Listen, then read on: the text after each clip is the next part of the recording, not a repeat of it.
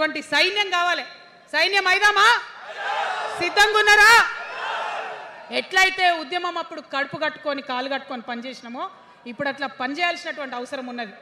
ఇవాళ ఒక్క పాలమూరు రంగారెడ్డి కాదు, కాళేశ్వరంలో జరిగినటువంటి అవినీతి ఒక మాట ఆలోచించాలి. మన కేసీఆర్ అయితే ఏమన్నాడు అప్పుడు ఉద్యమంలో? నా బిడ్డ కానీ నా కొడుకు కానీ తప్పు చేస్తే తీసి పారేస్తా పార్టీలకు వెళ్ళన్నారు. ఇవాళ నేనేం చేసిందే మీకు తెలియదా? నేనేం చేసిన? కాళేశ్వరంలో అవినీతి జరిగిందన్నమాట చెప్పిన. అంటే అవినీతి జరిగిందని చెప్పిన నన్ను బయటేసి అవినీతి చేసిన పందికొక్కుల్ని పక్కన కూర్చోబెట్టుకున్నారు చూడు. అది మన కేసీఆర్ కాదు, అది మన కేసీఆర్ కాదు. కాదు, ఆత్మలేని మరబొమ్మ ఇప్పుడున్న కేసీఆర్. మన కేసీఆర్ కాదు. మన కేసీఆర్ అయితే కళ్ళెత్తి చూసే ధైర్యం ఉండకుంటుండే, కాళ్ళు మొక్కేటటువంటి తత్వం ఉంటుండే. ఇవాళ అది మన కేసీఆర్ కాదు. కాబట్టే ఎదురుగా నిలబడి కొట్లాడుతా నాతో కలిసి వస్తారా? సిద్ధమేనా? ఇవాళ బీఆర్ఎస్ పార్టీ చేస్తున్నటువంటి అనేక తప్పులు, అనేక అంశాలు ఉన్నాయి. ఒకటి కాదు, రెండు కాదు. ఇది ప్రారంభం మాత్రమే. మొదలు పెట్టినాం, జస్ట్ ఇల్లలికినాం. In front there is crocodiles festival.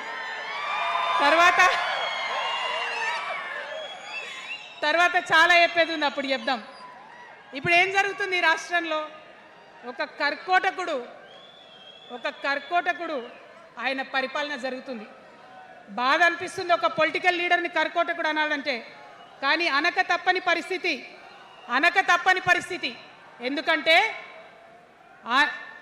ఎందుకంటే మొన్న ఖమ్మంలో వెలుగుమట్లలో అన్ని పర్మిషన్స్ ఉన్నాయి, అన్ని కాయిదాలు ఉన్నాయి. అర్ధరాత్రి పోయి ఇల్లు కూలగొడితే ఒక నిండు గర్భిణి టెన్షన్తోని అబార్షన్ అయిపోతే ఆ తండ్రి ఏడ్చిన ఏడ్పులు, ఆ తండ్రి రోదన ఇంకా కూడా ఈ చెవులకు వినబడుతుంది. కాబట్టి ఇప్పుడున్న సీఎంని కర్కోటకుడనే అంట, హిట్లర్ అనే అంట. 2 నెలల చిన్న పాప పసికందు కుమ్మెర గ్రామంలో చచ్చిపోతే ఇప్పటి వరకు కూడా కేసు పెడతలేరు. హోంమంత్రి కూడా ముఖ్యమంత్రే, ఆయనకు తీరిక లేదు పాపం. చిన్న పసికందు చచ్చిపోతే ఇప్పటి వరకు కేసు పెడతలేరు. అందుకే అంటున్నా, కర్కోటకుడైనటువంటి సీఎం పరిపాలనలో ఉన్నాం. ఖచ్చితంగా కొట్లాడాల్సిందే. మనం ఏదైతే గురుకులాలు ఉన్నాయో వాటిలో విషం పెట్టి పిల్లల్ని చంపుతా ఉన్నారు. అయినా సరే విద్యాశాఖ మంత్రిగా ఉన్న సీఎం మాట్లాడతలేడు. అందుకే కర్కోటకుడు అంటా ఉన్నాం, అందుకే హిట్లర్ అంటా ఉన్నాం. కర్ల రాజేష్ అనేటటువంటి దళిత యువకుడు కస్టడీలో చచ్చిపోతే ఇప్పటి వరకు కూడా దానికి బాధ్యులైన పోలీసులను ఏం చర్యలు తీసుకోలేదు వాళ్ళ మీద. అందుకే కర్కోటకుడు అంటా ఉన్నాం, అందుకే హిట్లర్ అంటా ఉన్నాం. పిడికిలి బిగించి ఇప్పుడున్నటువంటి రాక్షస కాంగ్రెస్ పైన ఖచ్చితంగా కొట్లాడతాం, అందరికన్నా ఎక్కువ కొట్లాడతాం. ఇప్పుడు మనమే ప్రధాన ప్రతిపక్షం అవుతాం. 2 ఏళ్ల తర్వాత మనమే అధికార పక్షం అవుతాం. ఖచ్చితంగా అధికారంలోకి వస్తాం. ఎందుకోసం వస్తాం అంటే నేను ఒక మాట చెప్పాలి. అందరినీ మనం మాటలు అంటున్నాం కదా, we are opposing everybody, we are criticizing everybody. But what is the solution? Don't oppose without propose అని కాన్షీరామ్ గారు చెప్పారు. నేను చెప్పలే, డోంట్ అపోజ్ వితౌట్ ప్రపోజ్ అని. సో నేను కొన్ని ప్రపోజల్స్ తెలంగాణ ప్రజల ముందు పెట్టాలనుకుంటున్నా. నేను ఈ 3 పార్టీలు అధర్మంతో నిండిపోయినాయి, అవినీతితో నిండిపోయినాయి, బంధుప్రీతితో నిండిపోయినాయి, కుటుంబ అవినీతి పరిపాలనతో నిండిపోయినాయి. కాబట్టి నేను ఒక ప్రపోజల్ చెప్తున్నా. ఈ 3 పార్టీల మీద ఆనాడు భగవంతుడు శ్రీకృష్ణుడు చెప్పినట్టు పాంచజన్యం, ఆయన శంఖం పేరు, యుద్ధంకి ముందు పాంచజన్యం ఎట్లయితే పూరిస్తారో మనం కూడా పాంచజన్యం పూరిద్దాం. ఒక 5 అంశాలను ప్రధానంగా తీసుకుందాం. ఆ 5 అంశాల కోసం ఇప్పుడు కొట్లాడదాం. రేపు ప్రభుత్వంలోకి వచ్చిన తర్వాత మన ప్రజలకు చేద్దాం. ఏం అంశాలు అవి? మొట్టమొదటిది విద్య. ఇవాళ గవర్నమెంట్ స్కూల్స్ అంటే ఆనాడు కేసీఆర్ గారు స్కూల్ బంద్ చేసుకుంటూ వచ్చారు, అదే రేవంత్ రెడ్డి గారు కొనసాగిస్తున్నారు. ఎక్కడా కూడా ప్రభుత్వ పాఠశాలలలో వసతులు లేవు. వాష్రూమ్ ఉండదు, వాచ్మెన్ ఉండడు, అటెండర్ ఉండడు. పిల్లలే పోయి బెల్లు కొట్టుకోవాలి, పిల్లలే పోయి బాత్రూమ్లు కడుక్కోవాలి, మంచినీళ్ళు ఉండవు. భయంకరమైన పరిస్థితి ఉంది. నేనేమంటా అంటే గుడిని ఎంత పవిత్రంగా చూస్తామో బడిని కూడా అంతే పవిత్రంగా చూడాలి. గుడిని ఎంత పవిత్రంగా చూస్తామో బడినంత పవిత్రంగా చూడాలి. కాబట్టి నేను ఒక మాట అంటున్నా, ప్రతి ఊర్లో ఒక బడి ఉండాలి, ప్రతి తరగతికి ఒక టీచర్ ఉండాలి. ప్రతి ఊర్లో ఒక బడి ఉండాలి, ప్రతి తరగతిలో ఒక టీచర్ ఉండాలి. ఖచ్చితంగా అట్లా జరిగినట్టయితే ప్రభుత్వ పాఠశాలలు మంచిగా అవుతాయి. మరి నా పేద మధ్యతరగతి ఆడబిడ్డలు, మా అక్కలు అమ్మలు అనుకుంటున్నారు, అక్క మరి ఆల్రెడీ మా పిల్లలు ప్రైవేట్ స్కూళ్ళలో చదువుతున్నారు, వాళ్ళ సంగతి ఏందని. నేను మాట ఇస్తా ఉన్నా, ఇవాళ మన ప్రభుత్వం వస్తుంది, ఖచ్చితంగా వస్తుంది. ఎందుకంటే ప్రభుత్వంలో వచ్చేది మీ అమ్మ కాబట్టి, అమ్మ జేబు చూడదు, కడుపు చూస్తుంది. అమ్మ జేబు చూడదు, కడుపు చూస్తుంది. కాబట్టి మీ పిల్లలు ప్రైవేట్ పాఠశాలలో చదువుతున్నా, ఎంతవరకు చదువుకున్నా కంప్లీట్గా మీ మీద ఒక్క రూపాయి కూడా భారం పడకుండా చదివించే బాధ్యత మేము తీసుకుంటాం. అది ప్రైవేట్ పాఠశాలలు కానీ, డాక్టర్ కానీ, ఇంజనీర్ కానీ, రాకెట్ సైంటిస్ట్ కానీ మన తెలంగాణ బిడ్డలు చదువుకుంటే ఒక్క రూపాయి కూడా పేద మధ్యతరగతి వాళ్ళ మీద భారం పడకుండా ఉచిత విద్యను అందించే బాధ్యత నేను నా తెలంగాణ బిడ్డల కోసం తీసుకుంటా అని ఈ సందర్భంగా తెలియజేస్తున్నా. ఇవాళ పరిస్థితి ఏంటిది?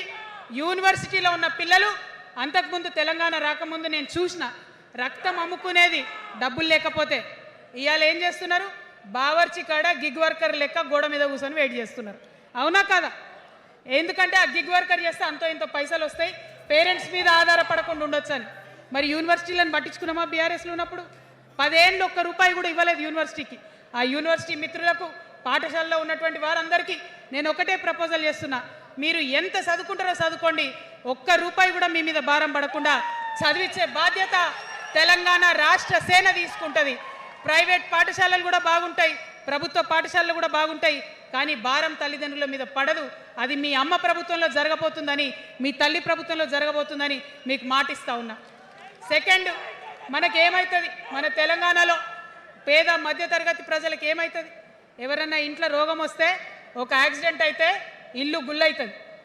అందుకే ఆలోచన చేసి వైద్యం గురించి ఒక నిర్ణయం తీసుకున్నా. మన రెండో అంశం పాంచజన్యంలో వైద్యం కోసం అనేక అగచాట్లు పడుతున్నారు, అనేక ఇబ్బందులు పడుతూ ఉన్నారు. నేను ఒకటే మాట ఇస్తా ఉన్నా, ఏ రోగమన్నా రాని, ఎంత పెద్ద హాస్పిటల్ అన్నా కానీ, మన తెలంగాణలో మన జబ్బు ఎక్కడ తగ్గుతుందో అక్కడ మీ జేబులకెళ్ళి ఒక్క రూపాయి ఖర్చు కాకుండా ఉచిత వైద్యం అందించే బాధ్యత మేము తీసుకుంటా ఉన్నాం. ఉచితంగా విద్య ఇచ్చి, ఉచితంగా వైద్యం ఇచ్చినాక నా తెలంగాణ బిడ్డల మీద నాకు నమ్మకం ఉంది. మనం కష్టపడే బిడ్డలం, మీరే పైసలు సంపాదించి ఇస్తారు, మీరే రాష్ట్రాన్ని ముందుకు తీసుకుపోతారు. అవునా కదా? ఉచిత విద్య, ఉచిత వైద్యం మన రెండు అంశాలు పాంచజన్యంలో. మూడవది వ్యవసాయం. మా రైతన్నలు ఉన్నారు, మా రైతన్నలు ఎంతో కష్టపడి మరి పంటలు పండించి చెమటలు కక్కి మనందరికి అన్నం పెడతారు. మీ అందరినీ నేను కోరేది ఒకటే, ఇవాళ అందరూ అర్రాస్ పాట వాడినట్టు నీకు ఎకరానికి ఇంత ఇస్తా అని చెప్పి మాట్లాడుతున్నారు తప్పితే మనకున్న కష్టం ఎవరైనా తీరుస్తున్నారా? ఏం కష్టం ఉంటుంది రైతుకి? భూమి కష్టం ఉంటుంది, చెప్పుకోవాలి, భూమి మీద దాని ఇబ్బంది ఉంది. ఎంఆర్ఓ ఆఫీస్కి పోతే మనని ఎవడన్నా రాణిస్తాడా? మాట్లాడతాడా? నీ దోతి బాగలేదు, నీ అంగి బాగలేదు, నీ కాళ్ళకు మట్టి ఉండే, నీ చెప్పులకు మట్టి ఉండే, రానియరు. అదే సూటు బూట్ వేసుకొని ఎవరన్నా వస్తే ఏం చేస్తారు?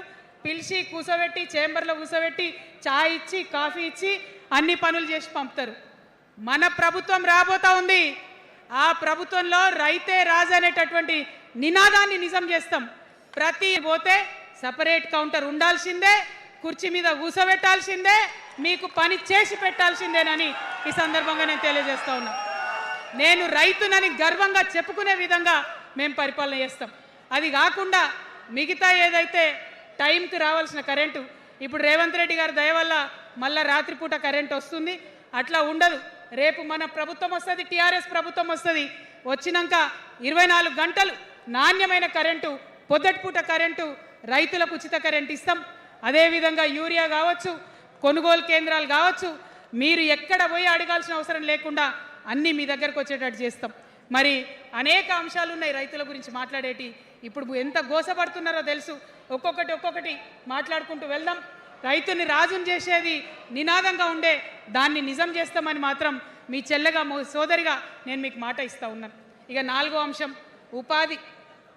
మనకి ఇక్కడ చాలా యూత్ ఉన్నారు. మిమ్మల్ని అందరు నేను ఒక మాట చెప్తా ఉన్నా, ఒక మాట అడుగుతా ఉన్నా. ప్రతి ప్రభుత్వం ఏం చెప్తుంది? ప్రతి ప్రభుత్వం స్వతంత్రం వచ్చినప్పటి నుంచి ఇప్పటి వరకు ఏం చెప్తారు?